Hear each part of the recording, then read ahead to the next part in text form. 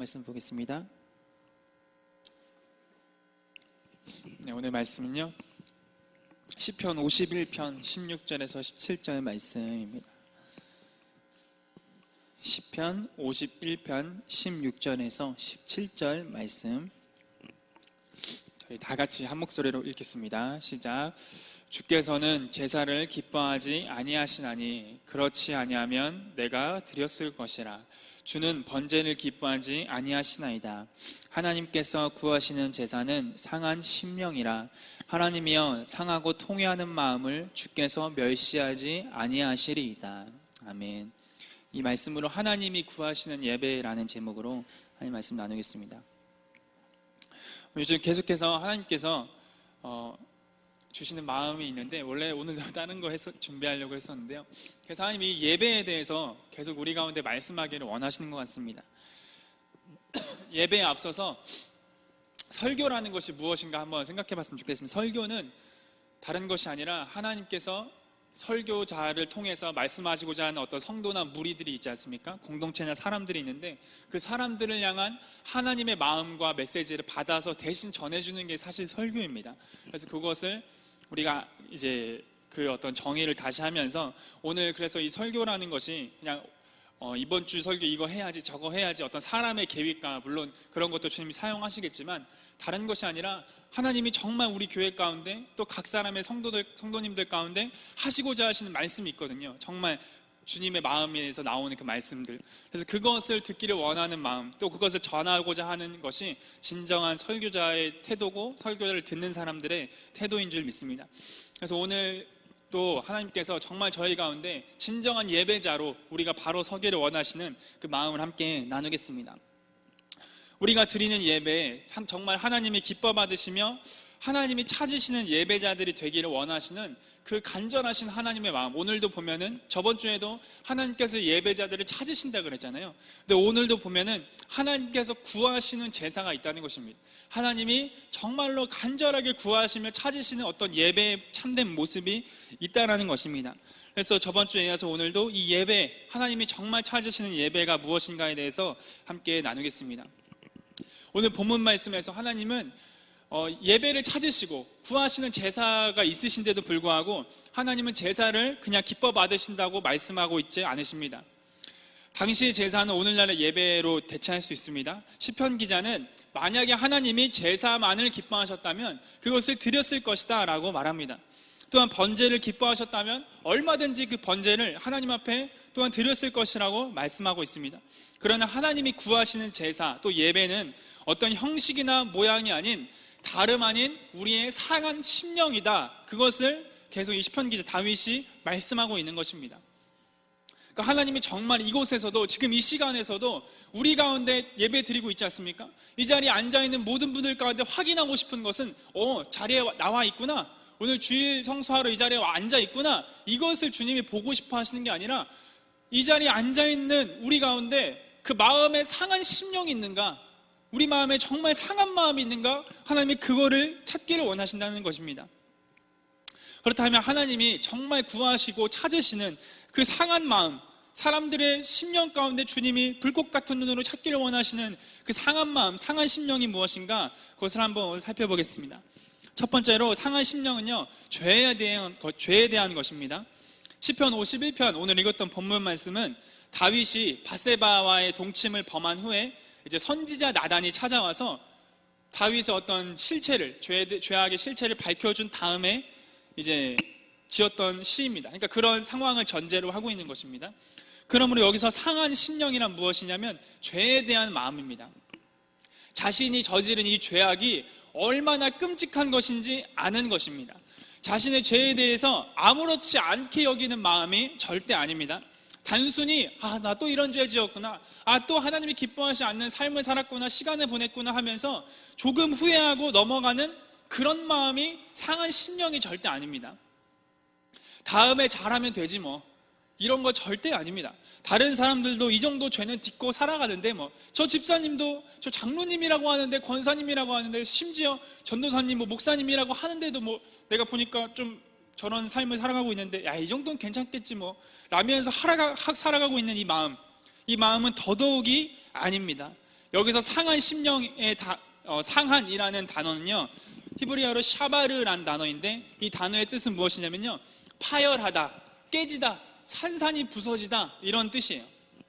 그러니까 상한 마음이란 무엇이냐면요, 그냥 조금 후회하고 반성하는 것 정도가 절대 아닙니다.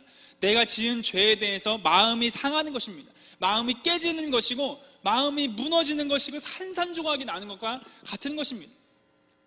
장이 뒤틀리는 것 같은 그 마음이 임하는 것입니다. 정말 슬퍼하며 정말 이를 갈며 주님 나를 좀 살려주십시오. 나라는 이 존재에 대해서, 내가 지은 죄악에 대해서 정말 마음 아파하며 슬퍼하며 통회자복하는 것, 그것이 상한 심령이라는 것입니다. 죄에 대한 하나님의 마음을 느끼는 것이 곧 상한 마음입니다. 중요하니까 한번 따라해 보시겠습니까? 죄에 대한 하나님의 마음을 느끼는 것이 곧 상한 마음이다. 그러니까 하나님께서 죄를 보실 때 그냥 아이 그래 뭐 그럴 수도 있지 이렇게 보시겠습니까? 하나님은요, 죄를 그냥 두고 보실 수 없는 분이시죠. 거룩한 분이시기 때문에 죄를 보면 분노하시는 분, 진노하시는 분이십니다. 그 마음을 동일하게 갖는 것이 상한 마음이라는 것이죠. 성경은 우리에게 분명히 죄에 대하여 심상히 여기지 말 것을 경고하고 있습니다. 그리고 진정한 예배자들이 어떻게 죄에 대하여 태도를 가져야 하는지 분명히 수없이 많은 곳에서 말씀하고 있습니다.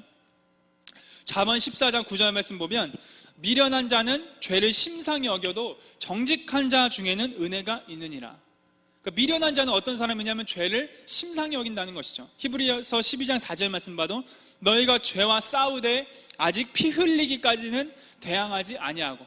죄랑 싸우되 그냥 대충 한번 싸워봐라, 어차피 니네가 죄 이길 수 없어, 그런 게 아니에요. 하나님 말씀대로 어차피 살 수 없어, 우리는 그렇게 그만큼 연약한 존재야, 그러니까 싸워도 소용없으니까 그냥 신용만 해봐, 이런 말씀이 아닙니다. 피 흘리기까지 싸워라. 피 흘리기까지 싸워라. 왜 아직까지 피 흘리기까지 대항하지 아니하고 있느냐? 왜 대충 거칠에만 하고 있느냐? 그렇지 말아라, 그렇게 하지 말아라. 죄와의 싸움은, 죄는 그렇게 대하는 게 아니다. 로마서 6장 12절 말씀 봐도, 그러므로 너희는 죄가 너희 죽을 몸을 지배하지 못하게 하여 몸의 사욕에 순종하지 말고. 너희는 죄가 너희 몸을 지배하지 못하게 해라. 너희 삶을 지배하지 못하게 해라. 죄에 대하여 어떤 자세를 가져야 하는지에 대한 말씀은요, 너무 많아서, 성경이 진짜 너무 많아서 나열하기가 힘듭니다. 이토록 많은 성경 구절들이 말씀하고 증거하는 바와 같이 진정한 예배자는 어떤 사람이냐면 죄에 대해서 경각심을 가진 사람들입니다. 죄에 대해서 죄를 심상히 여기는 사람들이 절대 아닙니다. 진정한 예배자는, 하나님을 예배하는 사람들은 결단코 죄에 대해서 심상히 여기는 마음을 가질 수가 없고요, 죄에 대해서 경각심을 가지며 피 흘리기까지, 내가 이 죄를 결단코 끊어낼 때까지 싸우는 것입니다. 그래서 예수님이 뭐라 그랬죠? 네 눈이 범죄하거든 그냥 냅둬라? 아니죠. 눈을 빼버리라. 네 손이 범죄하거든 뭐하라? 손을 찍어버리라. 네 발이 범죄하거든 뭐하라? 발을 찍어버리라. 이만큼 주님은 죄에 대해서 심각하게 말씀하시며 죄에 대한 경각심으로 가득해라, 죄에 대해서 정말 경계해라, 그것을 계속 경고하셨죠. 그런 사람들이 바로 진정한 하나님을 예배하는 예배자의 모습이라는 것이죠. 바로 다윗이요, 이런 사람이었습니다. 그도 죄성을 가진 사람이기에 죄와의 싸움에서 넘어지고 실수할 때가 있었죠. 그러나 성경은, 하나님은 우리의 넘어짐과 실수에 대해서 진노하시는 것이 절대로 아닙니다. 예수님께서 오셔서 서기관과 바리새인들에게서는 진노하셨지만 창기들과 세리와 어떤 부족한 사람들에게 대해서는, 그들도 똑같은 죄인이었지만 그들에게서는 마음이 넓고 선대하셨습니다. 그들에게서는 진노하지 않으셨습니다. 우리가 넘어짐과 실수는 있을 수 있습니다. 그러나 그 뒤에 그 중심과 행동에 어떤 행동과 태도를 갖느냐, 그것에 대해서 주님은 말씀하고자 하시는 것입니다. 다윗이 밧세바와의 죄악을 어떻게 대했는가, 그것을 오늘 시편 6편 말씀을 통해서 우리가 읽게 된다면, 죄에 대해서 다윗이 얼마나 어떤 마음을 가졌고, 다윗은 자신이 저지른 죄에 대해서 어떤 태도를 가졌는가, 얼마나 처절한 태도를 가졌는가를 우리는 알 수 있습니다. 시편 6편 1절에서 6절 말씀을 세 번역으로 제가 보겠습니다. 제가 읽을 테니까 한번 눈으로 따라해 주시면 감사하겠습니다. 다윗은 자신이 지은 죄악에 대해서 이런 태도로 대했다는 것입니다. 주님, 분노하여 나를 책망하지 마십시오. 진노하며 나를 꾸짖지 마십시오. 주님, 내 기력이 쇠하였으니 내게 은혜를 베풀어 주십시오. 내 뼈 마디마디가 떨립니다. 주님, 나를 고쳐주십시오. 내 마음은 걷잡을 수 없이 떨립니다. 주님께서는 언제까지 지체하시렵니까? 돌아와 주십시오. 주님, 내 생명을 건져주십시오. 주님의 자비로우심으로 나를 구원하여 주십시오. 죽어서는 아무도 주님을 찬양하지 못합니다. 스올에서 누가 주님께 감사할 수 있겠습니까? 나는 탄식만 하다가 지치고 말았습니다. 밤마다 짓는 눈물로 침상을 띄우며 내 잠자리를 적십니다. 다윗은 자신의 죄를 심상히 여기지 않았습니다. 그는 왕의 신분이었습니다. 자신의 죄악에 대해서 왈가왈부하는 사람이 없었고, 설사 자신의 죄악에 대해서 지적하는 사람이 있다 해도 말 한마디로 그 사람 죽일 수 있는 그런 위치의 사람이었습니다. 권력을 사용해서 자신의 죄악을 완전히 덮어버릴 수도 있는 사람이었습니다. 그러나 다윗은 어떻게 했습니까? 그는 죄에 대하여 뼈 마디마디가 떨릴 정도로 마음이 상했다고 말합니다. 뼈 마디마디가 떨릴 정도로 자신을 고쳐달라고 자비로우신 하나님께 자비를 구하며 하나님께 울부짖었습니다. 그는 밤마다 눈물로 침상을 띄었다고 말합니다.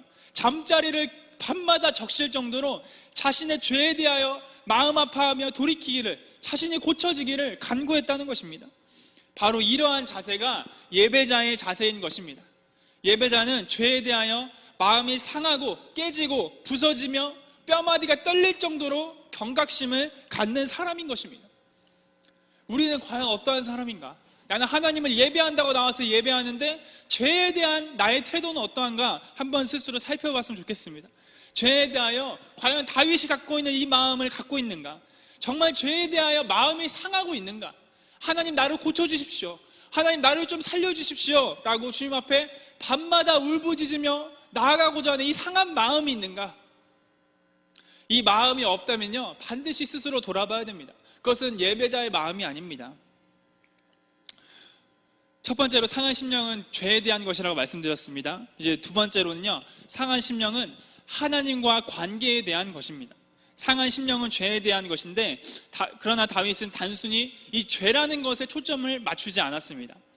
다윗은 죄라는 것이 어떠한 결과를 초래하는지 알았고, 그 결과 때문에 궁극적으로 힘들어하는 것입니다. 자신이 범죄한 그 죄 때문에도 힘들어하고, 자신이 죄된 것 때문에 마음 상하지만, 다윗이 궁극적으로 마음을 상해하고 궁극적으로 마음이 깨지고 찢어졌다는 것은 그 죄에 대한 결과, 그 결과 때문에 힘들어했던 것입니다. 그렇다면 그 죄라는 것은 어떠한 결과를 초래할까요? 이사야 59장 2절 말씀 보면요, 이런 말씀이 있습니다. 오직 너희 죄악이 너희와 너희 하나님 사이를 갈라놓았고 너희 죄가 그의 얼굴을 가리어서 너희에게서 듣지 않으시게 함이니라. 이게 죄의 결과입니다. 죄의 결과. 죄의 결과가 첫 번째가 뭐냐면 하나님과 우리 사이를 막는 것입니다. 다윗은 무엇 때문에 마음 아파했습니까? 단순히 저지른 죄악 때문에?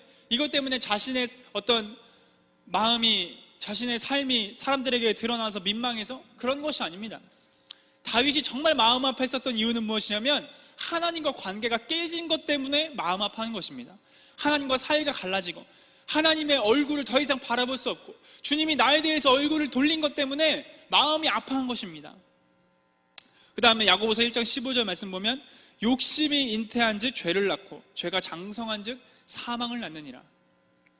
아까 다윗이 시편 6편에서 고백했던 것처럼 스올에서 누가 감사하겠습니까? 지옥에서 누가 하나님을 찬양할 수 있겠습니까? 그러니까 자신이 지은 죄 때문에 어떤 결과, 영적인 죽음에 초래했다는 것을 알았다는 것입니다. 스올, 지옥, 영적인 것이죠. 영적인 지옥인 것이죠. 그냥 죽어서 끝나는 것이 아닙니다. 지옥에서 영원히 고통받을 것을 다윗은 알았습니다. 죄라는 것은 먼저 길이요 진리요 생명 되신 주님과 관계를 갈라놓는 결과를 초래한다는 것을 다윗은 알았다는 것입니다. 그것을 안 것뿐만 아니라 실제로 경험했죠. 하나님은 결단코 죄와 함께 하실 수 없다는 사실을 안 것입니다. 그분은 지극히 거룩한 분이시기에 죄와의 공존 자체가 불가능한 분이시라는 것을 우리는 알아야 됩니다. 이러한 사실을 시내산 사건에서도 알았죠. 주님이 시내산에서 모세를 불러 올리시고 나서 울타리를 친 다음에 이스라엘 백성으로 올라오지 못하게 하셨죠. 왜냐하면 내가 주님이 돌격하여 그들을 쳐서 죽일까 함이라. 그러니까 아무도 올라오지 못하게 하라. 그렇게 말씀하지 않으셨습니까?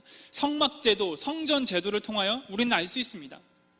성막과 성전의 제도를 명하시면서 하나님께로 나아올 때 얼마나 철저하게 죄와의 공존을 단절하며 죄를 해결한 후에 하나님께로 나아오도록 하셨는지 통해서도 우리는 하나님이 얼마나 거룩하시며 죄를 미워하시며 죄와에 함께 하실 수 없다는 것을 알 수 있습니다. 이로 보아 분명 죄는요, 하나님과의 관계를 가로막는 것을 우리는 반드시 알 수 있습니다. 그렇기 때문에 다윗은 이런 기도를 한 것입니다. 시편 51편 11절 말씀 보면 오늘 본문 말씀인데요, 나를 주 앞에서 쫓아내지 마시며 주의 성령을 내게서 거두지 마소서. 단순히 자기의 죄를 하나님 앞에 고백하며 회개하고 막 돌이키기 이런 게 아닙니다. 하나님과의 관계에 대해서 말하고 있는 거예요. 나를 주 앞에서 쫓아내지 마시며 주님과 관계를 단절하지 마십시오. 주님 제발 이것만 부탁합니다. 주의 성령을 나에게서 거두지 말아주십시오. 다윗이 간청한 것은 무엇이냐면 주님과의 관계가 단절되지 않도록 주님 도와주십시오. 나를 떠나지 마십시오. 그렇게 말했습니다. 그리고 시편 6편 4절 말씀 보면 여호와여 돌아와. 이 다음 말씀 보겠습니다. 다음 말씀 띄워주시겠습니까? 보시면 여호와여 뭡니까? 돌아와. 나의 영혼을 건지시며 주의 사랑으로 나를 구원하소서.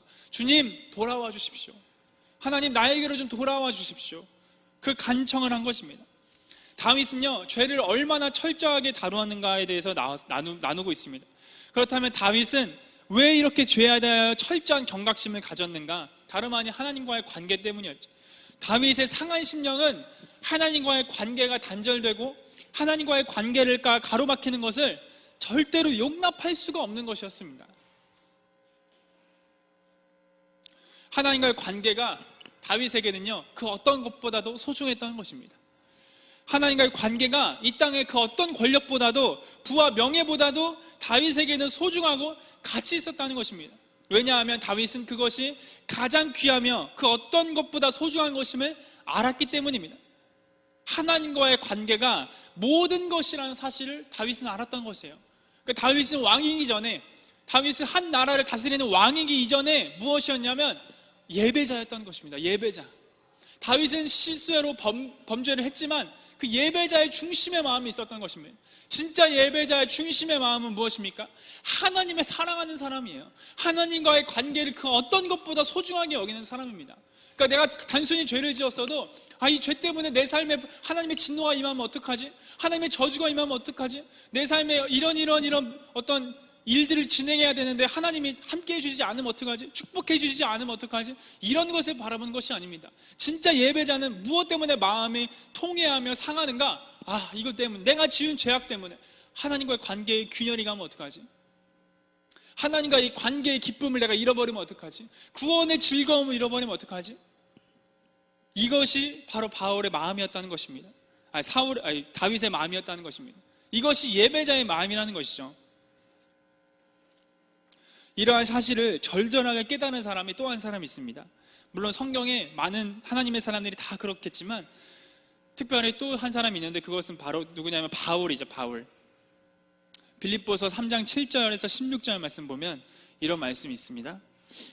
그러나 무엇이든지 내게 유익하던 것을 내가 그리스도를 위하여 다 해로 여길 뿐더러 또한 모든 것을 해로 여김은 내 주 그리스도를 예수를 아는 지식이 가장 고상하기 때문이라. 내가 그를 위하여 모든 것을 잃어버리고 배설물로 여김은 그리스도를 얻고 그 안에서 발견되려 함이니 내가 가진 의는 율법에서 난 것이 아니요 오직 그리스도를 믿음으로 말미암는 것이니 곧 믿음으로 하나님께로부터 난 의라. 여기까지만 읽겠습니다. 그러니까 바울이 가장 가치 있고 귀하게 여긴 것은 무엇이었냐면 예수님에 대해서 알아가는 것이었습니다. 그는 그리스도를 위하여 무엇이든지 자신에게 유익하던 것을 해로 여길 뿐더러 배설물로 여겼다고 분명히 고백하고 있습니다. 빈말을 한 것이 아니라 그 중심에 진짜 깊은 고백이었던 것이죠. 왜냐하면 예수님을 아는 지식이 가장 고상한 것임을 알았기 때문입니다. 과연 우리에게는 이런 마음이 있는가? 교회 아무리 다녀도 이런 마음 없는 사람 수두룩합니다. 우리도 마찬가지로 돌아봐야 됩니다. 교회 많이 다녔잖아요. 그렇죠? 설교 말씀 많이 듣지 않았습니까? 기도하고 찬양 다 하지 않았습니까? 그런데 과연 우리 마음에 가장 가치 있고 귀하게 여기는 게 주님인가? 하나님과의 관계인가? 나의 마음은 주님과 관계가 삐뚤어질 때, 틀어졌을 때 얼마만큼 마음 아파하고 있는가? 그걸 한번 살펴봐야 됩니다. 반드시 돌아봐야 됩니다. 내가 주님과의 관계를 바르게 하기 위해서 진짜 몸부림치고 있는가? 그것을 우리는 진짜 돌아봐야 됩니다. 우리는 어떻게 하면, 이제 그렇다면 우리는 어떻게 이 상한 심령을 가질 수 있는가? 이것을 나누고 마치겠습니다. 시편 51편 3절 말씀 보면요, 이런 말씀이 있습니다. 무릇 나는 내 죄가를 아오니 내 죄가 항상 내 앞에 있나이다. 어떻게 상한 심령을 가질 수 있습니까? 내 죄에 대해서 아는 겁니다. 아는 거. 내 죄를 아는 거예요. 내 죄. 많은 사람들이요, 자기 자신의 죄인임을 압니다. 그런데 아는 것 같지만 절대로 다 알지 못합니다. 만약에 자신이 하나님 앞에서 어떤 죄인인지 알면 이렇게 신앙생활 못합니다. 이렇게 뜨뜻미진하게 못합니다. 다른 거 손에 안 잡힙니다. 자신이 얼마나 죄인인 줄 아는데 예배를 건성으로 드릴 수 있다? 이것은 말도 안 되는, 죄인인 것을 모르는 것입니다. 절대적으로 죄인임을 깨닫는 사람이 죄에 대하여 심상히 여기며 기도 생활을 건성으로 하며 말씀을 가까이 하지 않으며 살아간다는 것은 불가능한 것입니다. 그의 삶에 감사가 없고 그의 삶에 찬양이 없고 그의 삶에 불평과 원망과 불만이 있다는 것은 죄인임을 깨닫지 못한 사람이기 때문에 그런 삶을 살아가는 것입니다. 자신이 죄인이라는 거, 그거를요, 하나님의 빛 가운데 알아야 됩니다. 예레미야 17장 9절 말씀 보겠습니다. 만물보다 거짓되고 심히 부패한 것은 마음이라. 누가 능히 이를 알리오마는. 예레미야 말씀처럼 사람의 마음이 만물보다 심히 거짓되고 부패한 것입니다. 그냥 거짓된 게 아니라 심히 부패한 것임을 누가 능히 알겠는가? 도대체 사람은 스스로 이걸 알 수가 없다 라고 말하는 것입니다. 우리는 절대로 스스로 내가 얼마나 부패하고 악하며 교만하고 오만하며 더럽고 냄새나며 이기적이며 욕심으로 가득하고 소망이 없고 부끄럽기 짝이 없는 죄인임을 알 수가 없습니다. 빛이신 하나님께서 우리를 비춰주셔야만 나의 실상을 알 수가 있는 것입니다. 바울도요, 자신이 얼마나 죄인인 줄 몰랐지만 예수님을 만나고 나서 자신의 실체를 알게 되었습니다. 디모데전서 1장 15절 말씀 보면 미쁘다 모든 사람이 받을 만한 이 말이요 그리스도 예수께서 죄인을 구원하시려고 세상에 임하셨다 하였도다. 죄인 중에 내가 뭐예요? 괴순이라. 바울은 이것을 안 것이죠. 이제 본인에 대해서. 이사야 6장 5절 말씀 봐도 그때 내가 말하되 화로다 나여 망하게 되었도다. 나는 입술이 부정한 사람이요 나는 입술이 부정한 백성 중에 거주하면서 만군의 여호와의 신 왕을 배웠음이로다 하였더라. 선지자 이사야가 주님을 딱 대면하니까 화로다 나여 망하게 되었다. 나 이제 큰일 났구나. 난 이제 죽은 목숨이구나. 무엇 때문에 몰랐습니까? 입술이 부정한 사람인 것을 그전엔 몰랐는데 하나님 앞에 만군의 왕이신 하나님 앞에 딱 쓰니까 알게 된 것이죠. 이 말씀과 같이 우리는요, 하나님을 대면할 때 진정으로 나 자신이 어떤 사람인지 알 수 있습니다. 이사야는 선지자였는데 몰랐어요, 자신에 대해서. 바울도 마찬가지로 열심히 하나님께 대한 열심이라면 둘째가라면 서러울 정도로 하나님께 대한 열심을 갖고 살았는데 자신이 얼마나 죄인인지 몰랐습니다. 우리는 정직하게 하나님 앞에 바로 서야 됩니다. 특별히 하나님 앞에 선다는 것이 무엇입니까? 첫 번째는 하나님의 말씀 앞에 서는 것이죠. 하나님의 말씀으로 자기 자신의 심령을 살펴보고 비추어 봐야 됩니다. 그리고 기도와 간구로 자기 자신을 살펴달라고 끊임없이 간구해야 됩니다. 시편 139편 23편에서 24절 말씀, 이거 다 같이 한 목소리로 읽겠습니다. 시작. 하나님이여 나를 살피사 내 마음을 아시며 나를 시험하사 내 뜻을 아옵소서. 내게 무슨 악한 행위가 있나 보시고 나를 영원한 길로 인도하소서. 아멘. 이 말씀이 저와 여러분의 평생 영원한 기도 제목이 돼야 합니다. 우리가 이런 마음으로 하나님께 나아가야 됩니다. 날마다 이 기도를 끊임없이 해야 됩니다. 날마다 하나님이여 나를 살펴주십시오. 내 마음을 알아주십시오. 하나님이여 나를 시험하사 내 뜻이 무엇인지 알게 해주십시오. 내가 정말 원하는 게 무엇인지 스스로 속지 않게 하여 주십시오. 내게 무슨 악한 얘기가 있나 보시고 나를 영원한 길로 인도하여 주십시오. 이 땅의 것에 안주하지 않게 해주십시오. 이 땅의 것을 조금 얻고자 그런 삶을 살지 않게 해주십시오. 영원한 것을 쫓게 해주십시오. 이런 기도가 우리 마음 가운데 계속 터져나와야 될 줄 믿습니다. 그리고 상한 심령, 찢어진 마음, 이 깨어진 마음, 비통하고 애통한 마음으로 함께 나아가야만 하는 것입니다. 시편 34편 18편 말씀 보면 하나님이 어떤 사람을 구원하시는지 나옵니다. 여호와는 마음이 상한 자를 가까이 하시고 충심으로 통회하는 자를 구원하시는도다.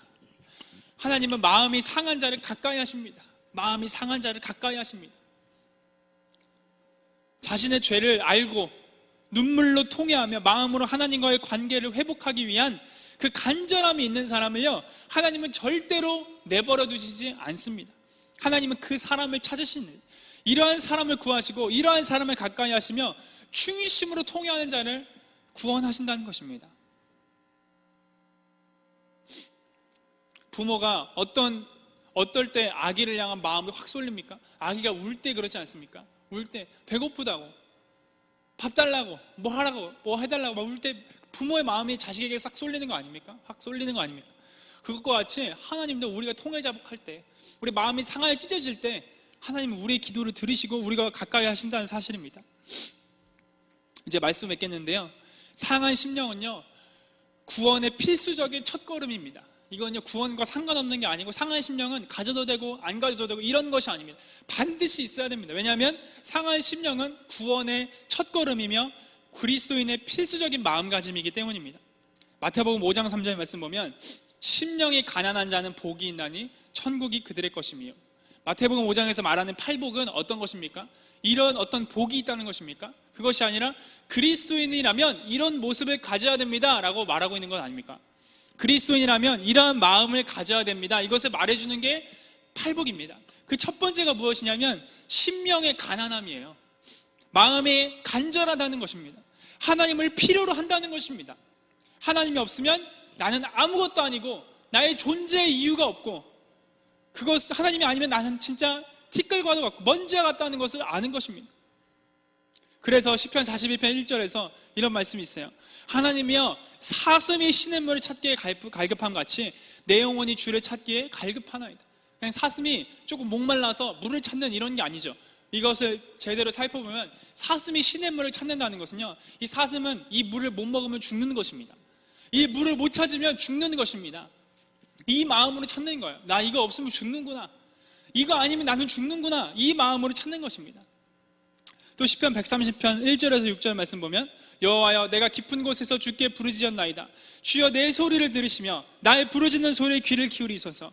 여호와여 주께서 죄악을 지켜보실 때인데 주여 누가 서리이까? 그러나 사유하심이 주께 있음은 주를 경외하게 하심이니이다.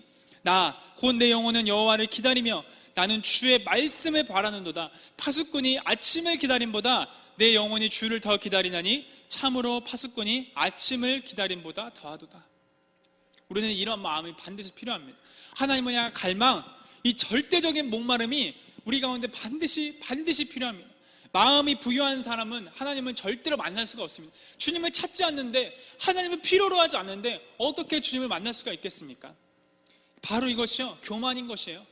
하나님을 필요로 하지 않는 마음이 교만인 것입니다. 상한 심령이 바로 겸손인 것입니다.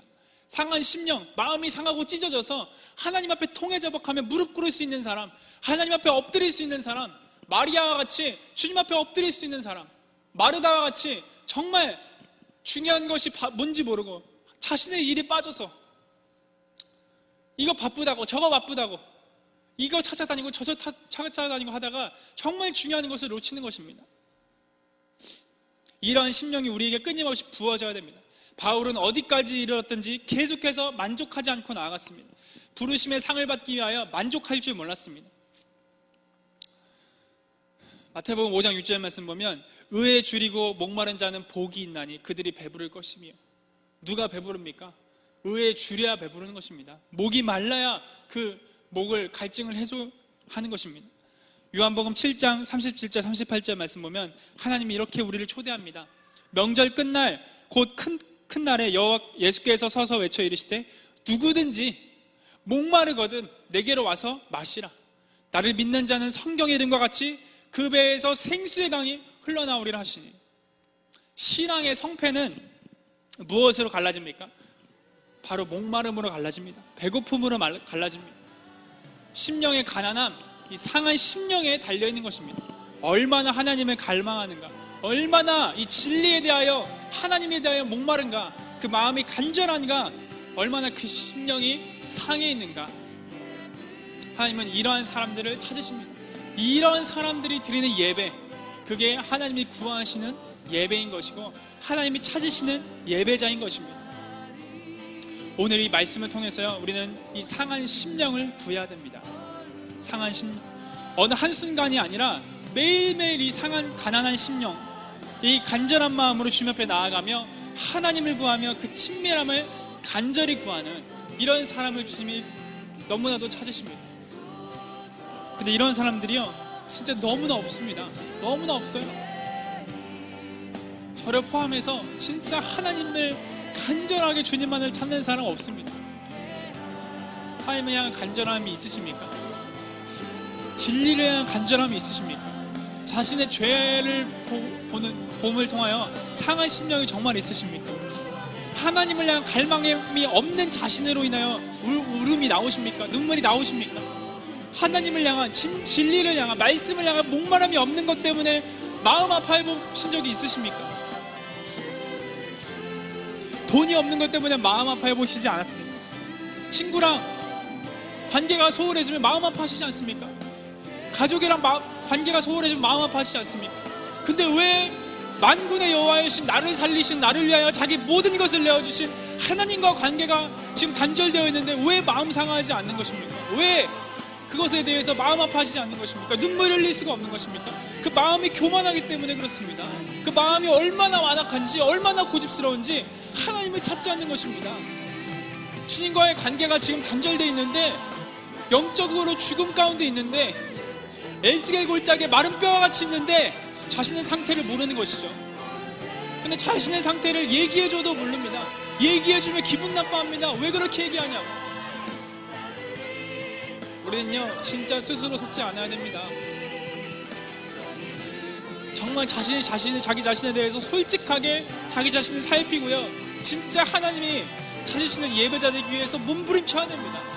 몸부림쳐야 됩니다. 상한 마음 달라고 마음을 찢으면서 주님 앞에 구해야 됩니다. 가난한 마음 달라고, 주님 앞에 진짜 목마른 심령 달라고, 다윗과 같은 이 마음 달라고 밤낮으로 주님 앞에 울부짖으며 나아가야 됩니다. 이러한 예배자가 되어서 정말 우리가 드리는 예배마다 하나님이 함께 하시며 우리의 삶의 모든 순간마다 하나님이 가까이 하시는, 그래서 주님의 향기가 나타나고 그리스도의 향기가 나타나고 하나님의 임재가 우리 삶에 끊임없이 일어나는 그런 저와 여러분들의 복된 삶이 됐으면 좋겠습니다. 우리가 들으신 말씀 기억하시면서 또한 나에게 각자에게 주신 하나님의 음성이 있다면 그 음성 붙들고 함께 기도하도록 하겠습니다.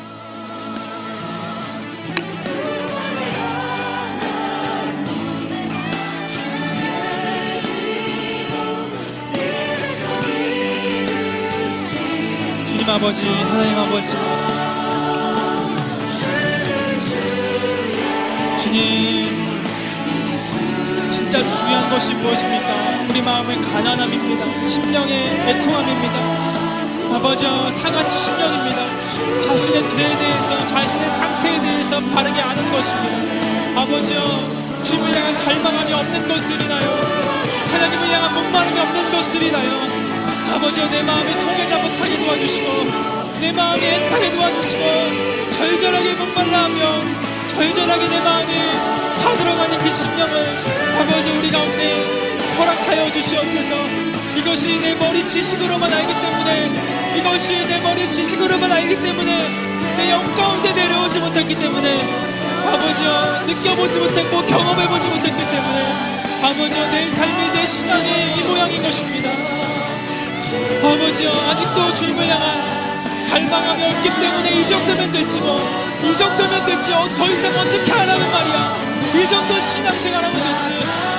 다른 사람은 어떤데, 저 사람은 이 정도마저 못하는데, 그렇게 다른 사람과 비교하며 나아가는 것입니다. 하나님이여, 가난한 마음을 가진 자들, 상한 심령을 가진 자들, 하나님이 구하시는 제사를 드리는 자들은 절대로 다른 사람과 비교하지 않습니다. 하나님 앞에 한없이 찾고 모자른 것으로 인하여 주님 앞에 죄송할 따름이며 하나님 앞에 그 마음을 찢으며 나아갈 뿐입니다. 하나님 앞에 우리 가운데 이 마음을 허락하여 주십시오. 아버지여, 우리 마음에 이 간절한 마음을 허락하여 주십시오. 누구든지 목마르거든 나에게로 와서 마시라. 아버지여, 내 마음에 이 목마름이 부어질 수 있도록 도와주십시오. 하나님이여, 내가 무엇 때문에 눈물을 흘립니까? 내가 무엇 때문에 마음 아파하고 있습니까? 아버지여, 돈이 없는 것 때문에, 내 삶에 잘 풀리지 않는 것 때문에, 아버지여, 내 삶에서 인간관계가 흐트러진 것 때문에 내 마음이 아파하면서 주님 앞에 아버지의 가난한 마음이 없는 것 때문에, 주님과의 관계가 소원해진 것 때문에 왜 내 마음에 울지 않습니까? 그만큼 나의 영적 상태가 죽어있는 것이며, 그만큼 내가 영적 잠에 빠져있는 것이며, 그만큼 내가 영적 게으름에 빠져있는 것입니다.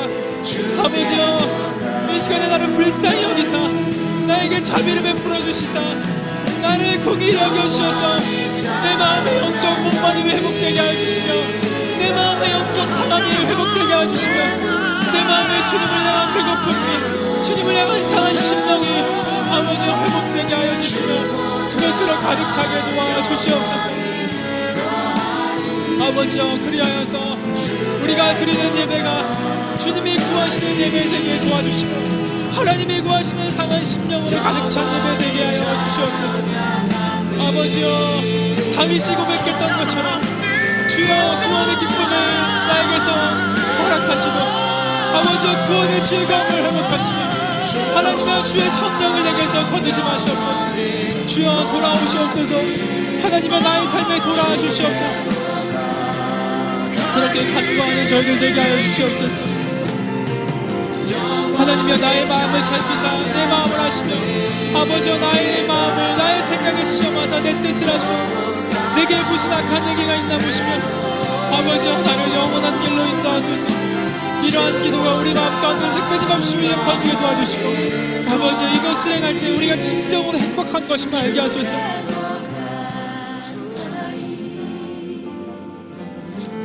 마음의 심령이 가난한 자가 복이 있다고 했습니다.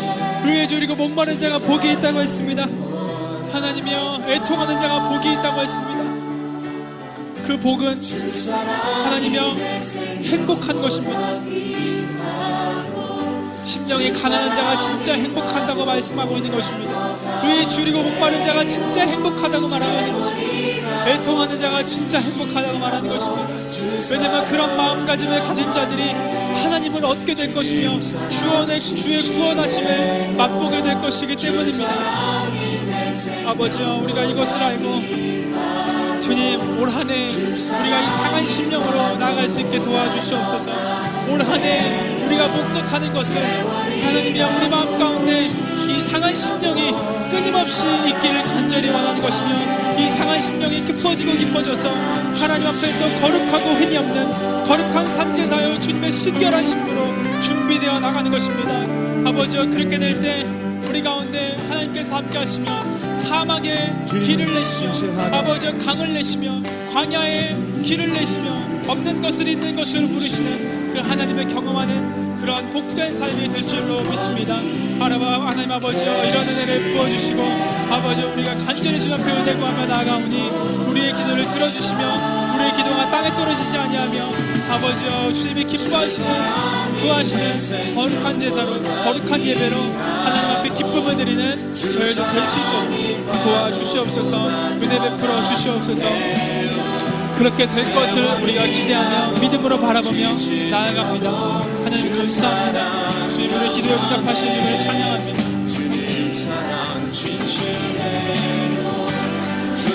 말씀을 살아계시는 우리 기도에 응답하시는 너무나도 좋으신 예수님의 이름으로 기도했습니다.